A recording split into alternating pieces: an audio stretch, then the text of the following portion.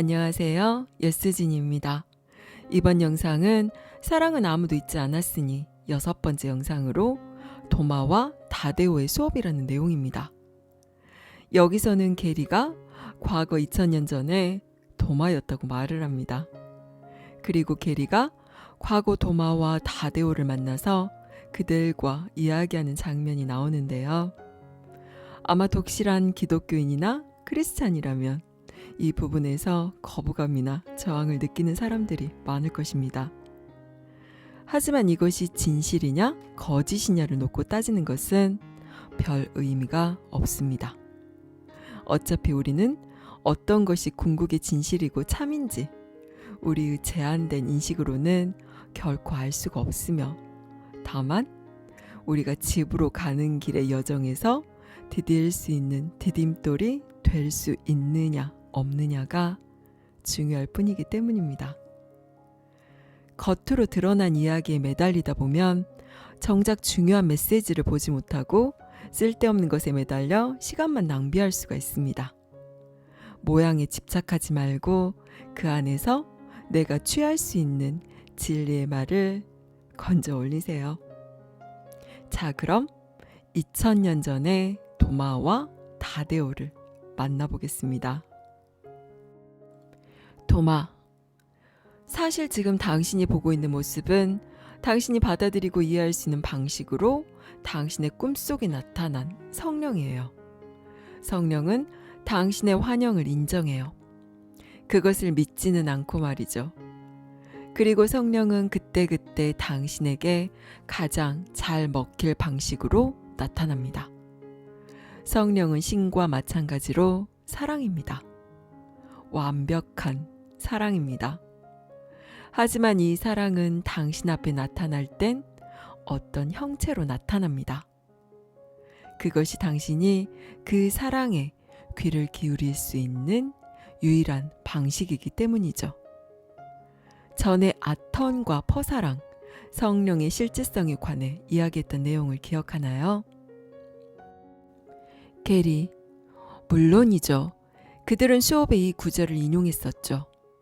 성령의 음성은 신을 대변하는 음성이며 그러므로 형태를 지녔다. 이 형태가 성령의 실제는 아니다.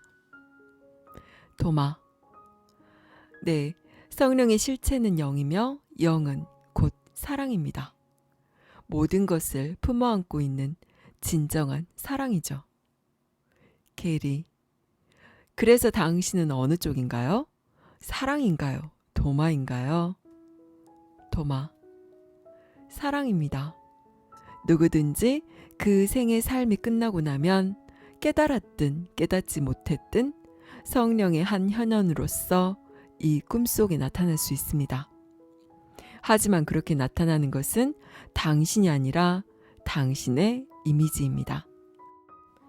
당신의 몸이 세상을 떠나고 나면 당신은 이곳을 벗어난 것이고 그 형체로는 결코 돌아오지 않습니다.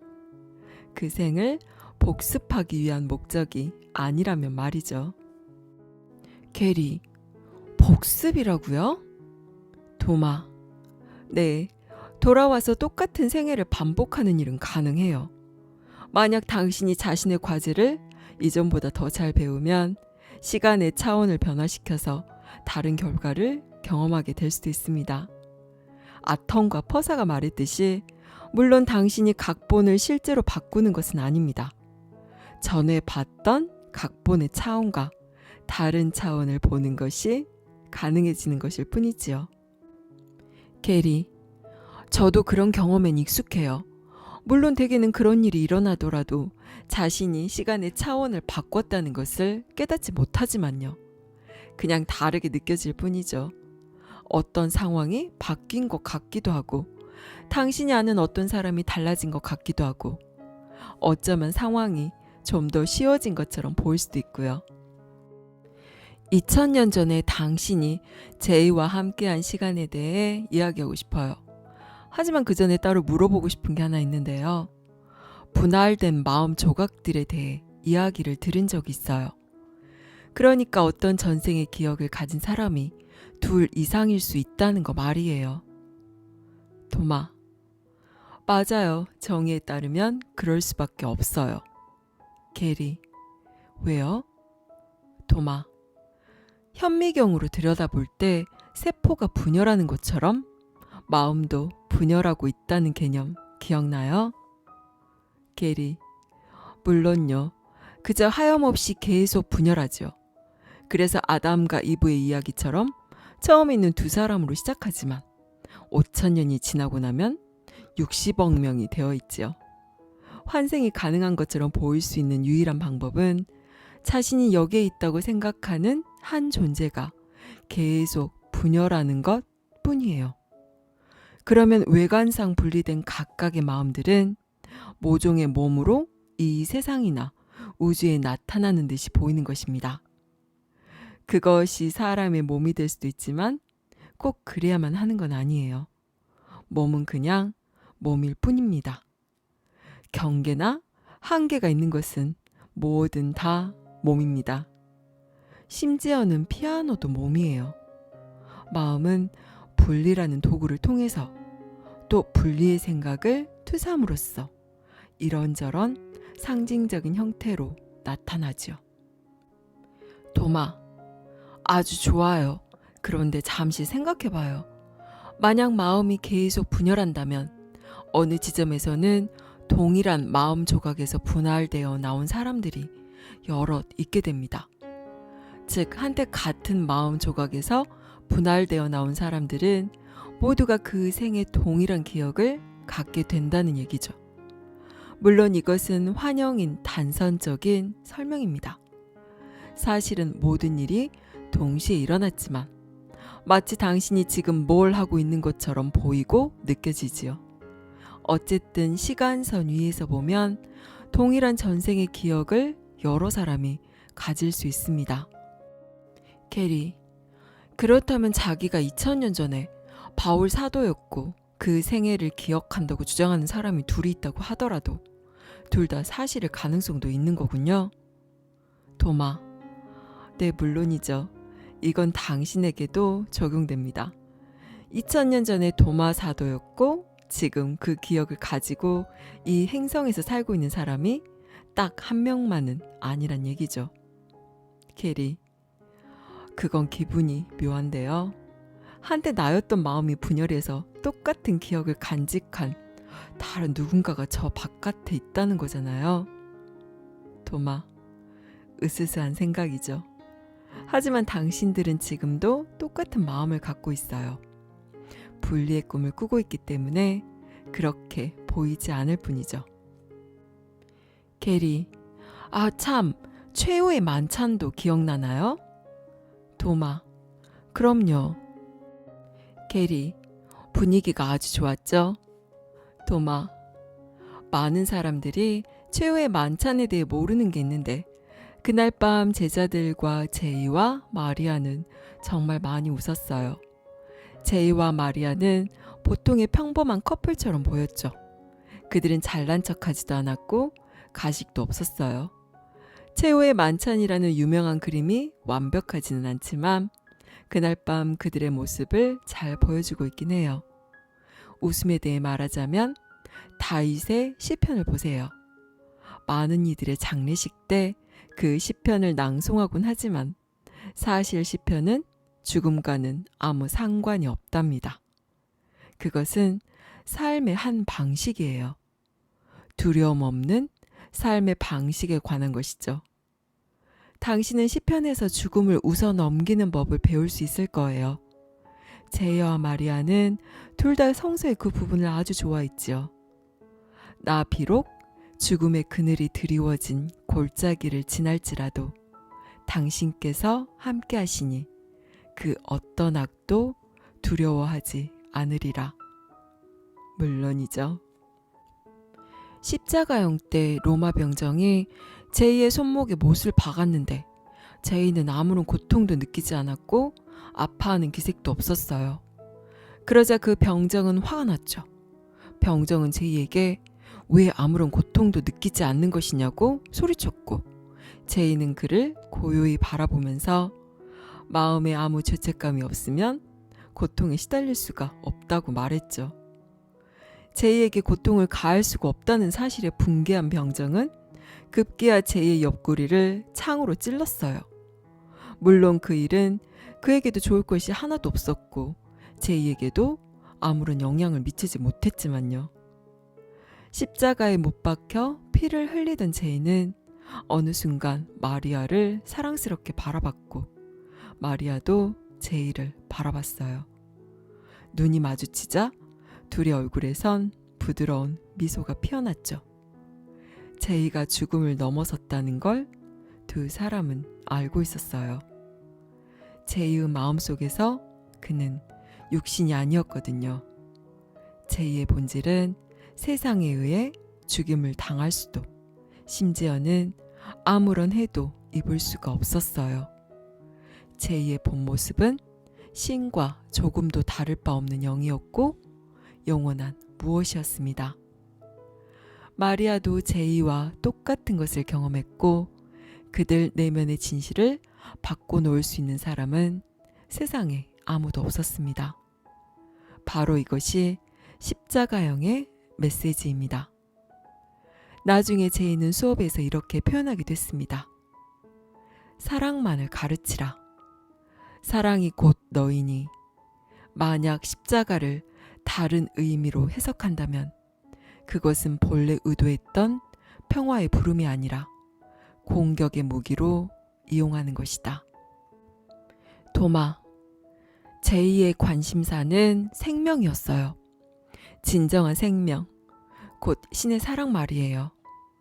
이 생명은 살아있고 그래서 제이는 당시 교사들에게 신은 죽은 자들의 신이 아니라 살아있는 자들의 신이다 라고 말한 거예요. 게리, 신의 품속 말고는 진정한 생명이란 없어요. 당신이 깨닫고 나면 천국에서 항구적으로 경험할 그 생명은 영원한 생명이어서 대립상이 없습니다. 심지어는 이곳에서 몸 안에 있는 듯이 보이는 동안에도 진정한 생명을 가끔씩 경험할 수 있죠. 하지만 결국은 당신으로 하여금 에고를 지워 신의 집으로 돌아갈 수 있게 해줄 참된 용서를 통해서만 항구의 생명으로 돌아갈 수 있어요. 그 방법을 가르쳐주지 않는 영성의 길은 길고도 긴 시간이 소요되죠. 하지만 에고를 지우고 나면 생명의 외관상의 대립상은 죽음이지만 죽음이란 한갓 환영 속에서 펼쳐지는 하나의 신념에 불과하다는 것을 알게 될 겁니다.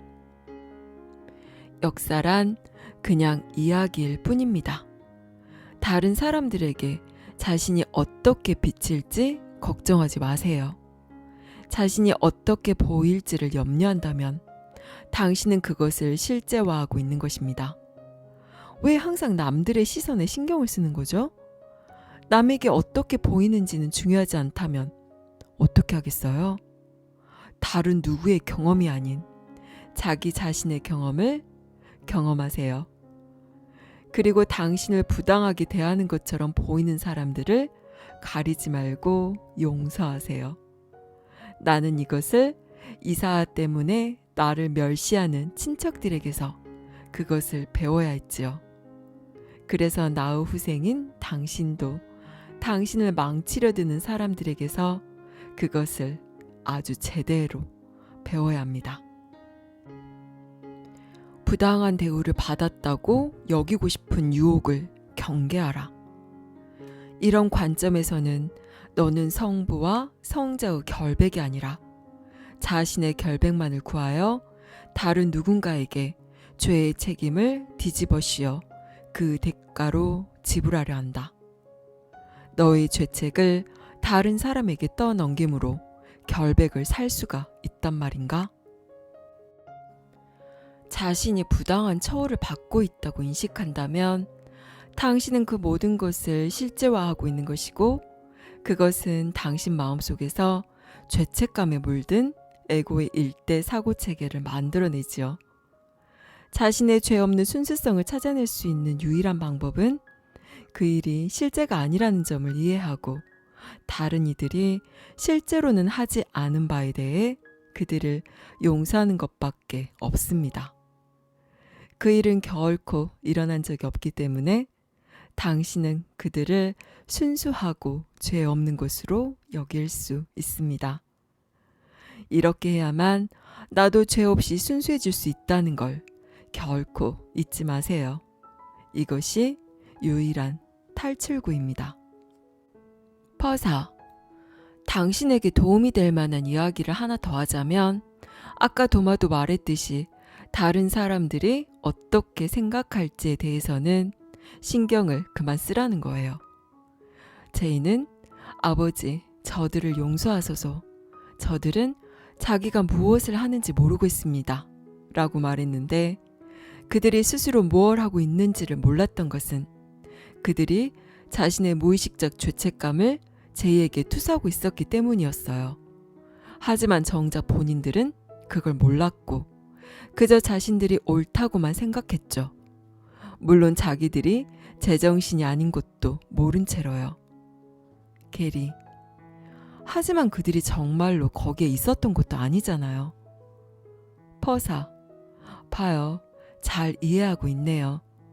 당신이 그들의 이미지들을 지어냈을 뿐 그들이 거기에 정말로 있지는 않았죠. 수업이 가르치듯이 그들은 당신이 실제를 대체하기 위해 지어낸 세상의 일부예요. 신을 두려움이라 믿는 너는 다만 한 가지를 바꿔놓은 것이다. 그것은 진실을 환영으로, 전체를 파편으로 바꿔놓은 것이어서 무수한 형체를 취했다. 파편은 너무나 거듭거듭 분열되고 세분화되어 이제는 그것이 원래 하나였고 지금도 그때처럼 하나임을 인식하기가 거의 불가능해졌다. 진실을 환영으로, 영혼을 시간으로, 생명을 죽음으로 데려다 놓은 단 하나의 잘못. 그것이 내가 저지른 잘못의 전부다. 너의 세상 전체가 거기에 뿌리를 두고 있다. 내가 보는 모든 것이 그것을 반영하고 내가 맺은 모든 특별한 관계들이 그것의 잔재다. 게리, 이제 당신은 빠져나오는 길을 알아요. 게리, 마음을 사용해서 몸 아니면 영, 둘 중 하나를 선택하는 겁니다. 그리고 당신이 습관적으로 선택하는 것이 당신에게 실제가 될 거예요. 제이가 말하듯이 마음은 영을 활성화하는 매체랍니다. 아턴, 친구, 당신은 여기에 있지 않아요. 앞으로는 이것을 훨씬 더 많이 경험하게 될 겁니다. 당신은 그럴 자격이 있으니까요. 당신의 용서는 당신을 잘 대접해왔고 앞으로도 그럴 거예요. 그럼 다음에 다시 만날 때까지 수업의 다음 구절을 기억하시고 당신의 구원은 보장되어 있음을 확신하세요.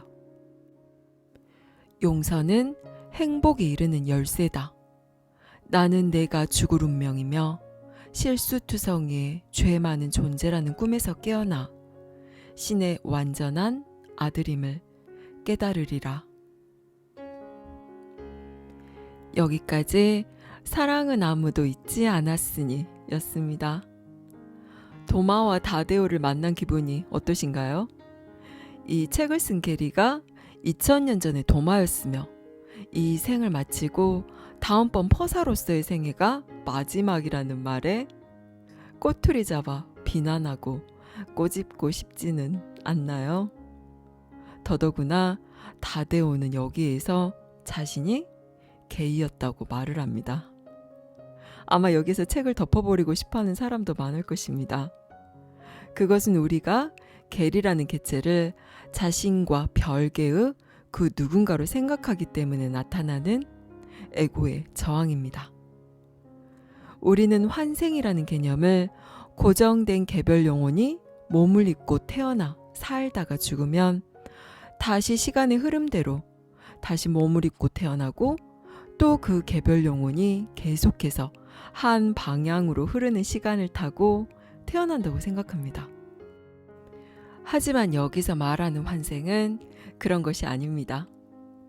지금 이 순간에 동시다발적으로 일어나고 존재하는 꿈과 같은 것이며 결코 우리가 생각하는 식의 과거, 현재, 미래의 한 방향으로만 흐르는 것도 아니고 고정된 하나의 개별 영혼이 하나의 몸을 가지고 태어나는 것이 아닙니다. 여기서는 환생이란 자신이 여기 있다고 생각하는 한 존재가 계속 분열하는 것이라고 말합니다. 외관상 분리된 마음들을 우리는 영혼이라 부르고 그 마음들은 이 세상을 투사해내고 같은 마음 조각에서 분할되어 나온 사람들은 모두가 그 생의 동일한 기억을 갖게 된다고 합니다. 이것은 3차원을 살고 있는 우리에게는 이렇게밖에 설명할 수 없는데요. 어쨌든 사실은 모든 일은 이미 동시에 일어나고 존재하고 있으며 시간선 위에서 보면 동일한 전생의 기억을 여러 사람이 가질 수 있다고 말합니다. 이해가 되시나요? 이걸 생각이나 이성으로 이해하려고 하면 결코 알 수가 없습니다. 생각은 끊임없이 자신을 타인과 세상으로부터 분리된 별개의 개체 존재로 만들려고 하기 때문입니다. 애초에 이 세상을 만들어낸 마음이라는 것이 분리에 기초하고 있기 때문에 타인과 세상이 모두 마음이 만들어낸 환영이며 나와 별개가 아니라는 사실을 인정하지 않습니다. 생각과 이성을 벗어난 그 너머의 자리에서만 알 수가 있습니다. 과거, 현재, 미래의 모든 이들이 나의 환생이고 지금 이 순간에 존재하는 모든 타인이 나의 환생입니다. 이성으로는 별로 인정하고 싶지도 않고 이해도 안 되겠지만 당신 삶의 모든 타인은 당신의 환생입니다. 감사합니다. 사랑합니다.